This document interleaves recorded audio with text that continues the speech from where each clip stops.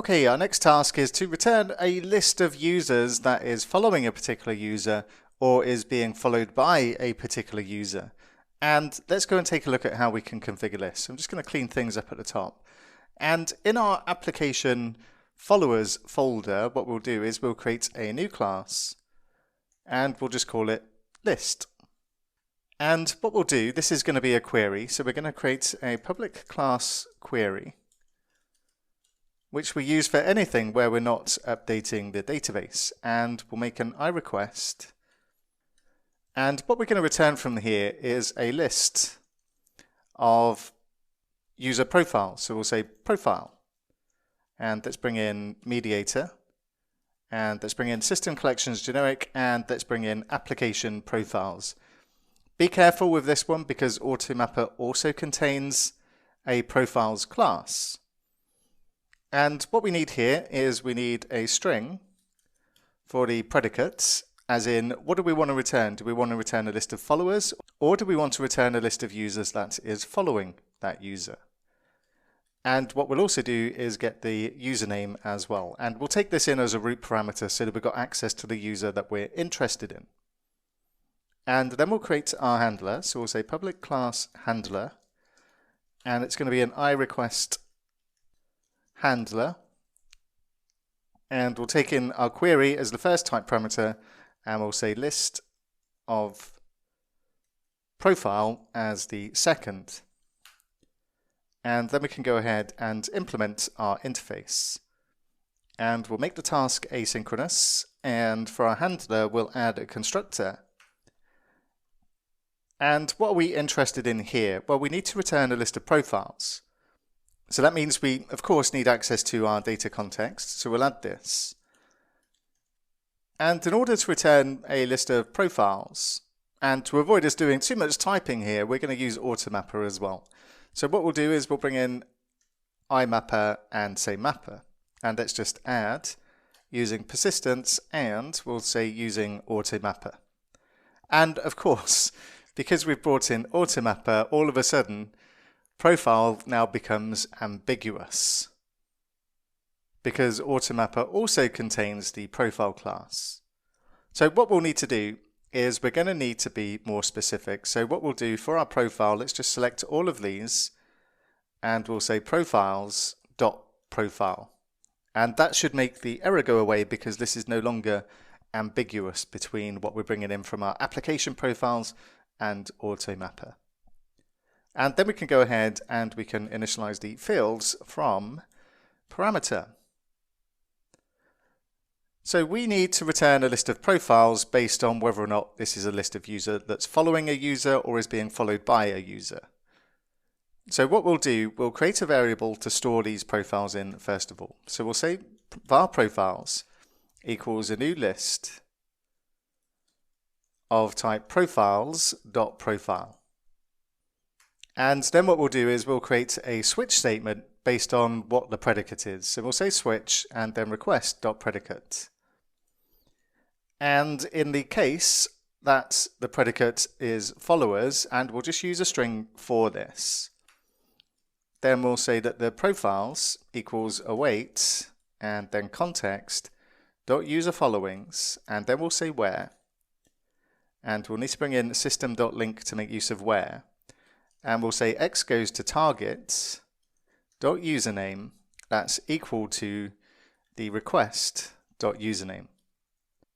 But in the case of followers, we're not interested in the target user, we're interested in the observer.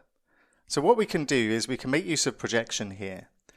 And we can say that we're only interested in selecting, and we'll say u goes to u.observer. So our observer now, or our profiles now, is going to be a list of profiles that are the observers.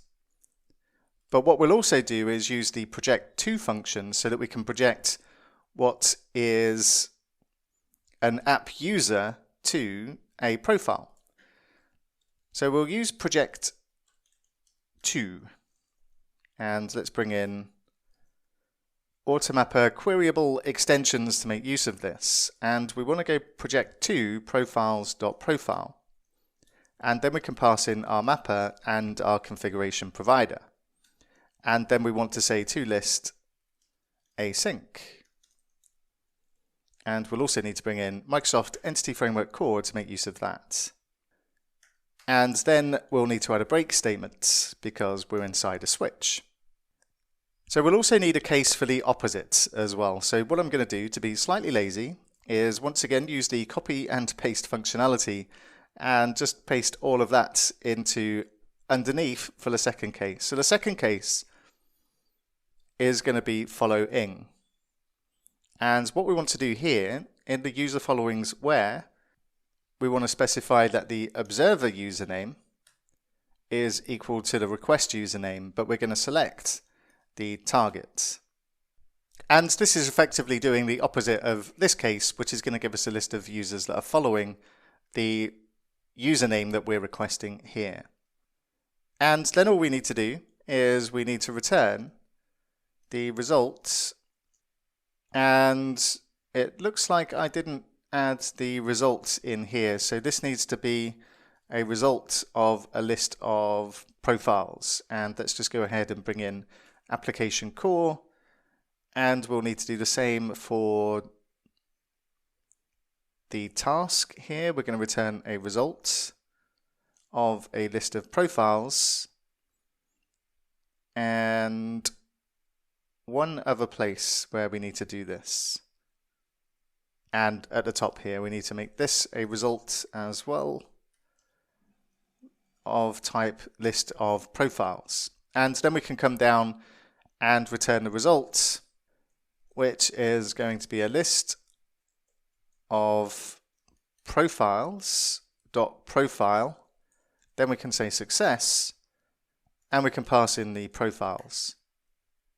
So this is where it gets slightly conceptually difficult for our minds to understand what's going on here, because we're using target and observer and target. But the idea is that obviously one case is going to return the followers and the other case is going to return the users that are following that target user. Even though it looks a little bit weird in here, we'll be able to see the results when we go to Postman and test this. But first of all, we need to go to our follow controller, and we need to add an endpoint so that we can go and get these profiles. So what we'll do is we'll add an HTTP GET, and we're going to have a username as the root parameter, and then we'll say public async task, and once again we'll just return an iAction result, and we'll just say get followings. And we'll add the string of the username and the string of the predicate. And the predicate, in this case, we're going to get from a query string that we'll send up with the request. So even though these are two strings, one of them's coming from our root parameter and the other one's going to come from a query string, so we don't need to wrap these inside an object. And then what we can do is say return handle result, and we can say await mediator.send, and we'll say new list.query, and then we can specify the username is equal to the username and the predicate is equal to the predicate. And let's bring this down so that we can see what's going on, and I'm missing a semicolon at the end there. And VS Code is still complaining. It says I've got another error somewhere, so let's take a look. And it says type or namespace profiles does not exist in the namespace application profiles. Let's take a look. Oh yeah, of course, when I was using the shortcut keys to update the profiles at the same time, I also accidentally did this one as well. So let's remove that, and the errors go down to 0. So what we should be able to do now is test to make sure this is working. So if you did the same test as me earlier, and when you're logged in as Bob, you only followed Tom, then inside Bob's followings, we should see one user, and we should see Tom's profile coming back from this. And the URL that we're using, API follow, and this is for the target of Bob, and we want to know who Bob is following, then we're going to click on send, and we should see Tom as the only user inside this particular array. And that's what we want to see. And if I go and check Bob's followers, the people that are following Bob, this should just return an empty array. So if we click on send, great, we see the empty array. If we look at the people that Tom is following, again, this should be an empty array because Tom is not following anyone at this time, and that's correct. And if we get a list of people following Tom, then this should just be Bob, and that's correct as well. If we log in as Tom and save the token with this request, and inside the tests, we should see that this is saving the token as Tom_token. So then what we'll do is we'll just go down to this request at the bottom, and this is a request to follow Bob. And we're logged in as Tom, and we're going to use Tom's token to make this particular request. And if I click on send, then we get the 200 OK, but what we should find now, if I check Tom's followings, then we should see instead of an empty array, we should see that Tom is now following Bob. And if we get Bob's followers, then we should also see Tom inside this list rather than an empty array. And that's working as well. So that's what we're looking for at this stage. And what we'll do next is take a look at the following property and how we can use this so that when I'm logged in as Bob and I go and get a list of profiles as Bob, then I'll be able to recognize whether or not that I'm following another user. And in this example, then we would want to see following is true when we get Tom's profile back because Bob is following Tom. And let's take a look next at how we can achieve that.